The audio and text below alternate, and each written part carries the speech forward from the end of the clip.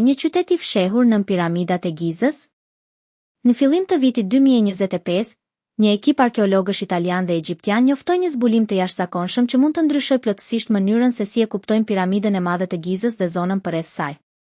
Duke përdorur teknologji të avancuar të radarëve me penetrim në tokë, studiuesit identifikuan struktura komplekse nëntoksore që shtrihen në thellësi, deri në 648 metra. Këto struktura përfshin korridore, dhoma të fshehura dhe ndoshta një sistem nëntoksor që mund të jetë përdorur për qëllime fetare ose mbretërore.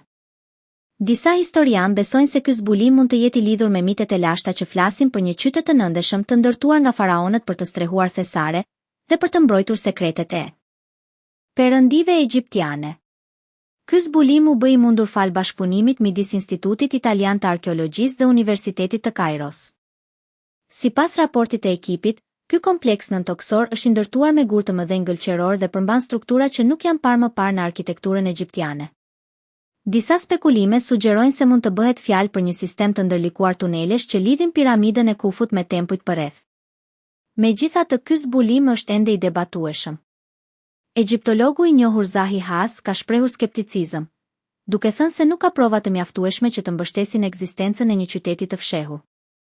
Ai argumenton se të dhënat e radarëve mund të jenë keq interpretuar dhe se strukturat e gjetura mund të jenë thjesht formacione natyrore ose pjesë të ndërtimit të hershëm të piramidës. Pavarësisht kësaj, arkeologët do të vazhdojnë eksplorimet për të përcaktuar nëse ky kompleks nëntoksor është një zbulim I vërtet apo thjesht një iluzion arkeologjik. 2 zbulime të reja në Saqqara pranë piramidës së mbretit Teti. Një tjetër zbulim madhor ndodhi në fillim të vitit 2024 në Saqqara, një prej nekropoleve më të rëndësishme të Egjiptit të lashtë, e cila ndodhet rreth 30 kilometra në jug të Kairos. Arkeologët egjiptian zbuluan mbi 50 arkivole druri të ruajtura në mënyrë perfekte, të cilat datojnë nga periudha e mbretërisë së re, mbi 3.000 vjet më parë. Këto arkivole u gjetën pranë piramidës së mbretit Teti, I cili sundoi Egjiptin në fillim të dinastisë së 6. Ajo që e bën këtë zbulim edhe më të rëndësishëm është fakti se shumica e këtyre arkivoleve përmbajnë hieroglife dhe ilustrime të ngjashme me ato të librit të vdekurve. Një tekst I lashtë egjiptian që udhëzonte shpirtrat e të ndjerëve në jetën e përtejme.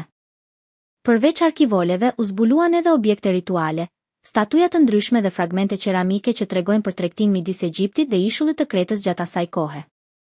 Një nga gjetjet më të veçanta ishte një papirus I gjatë mbi 4 metra, I cili përmban një kapitull të plot të librit të vdekurve. Ky dokument është një nga më të ruajturit që janë gjetur ndonjëherë dhe mund të ndihmojë në kuptimin më të thellë të besimeve fetare të egjiptianëve të lashtë.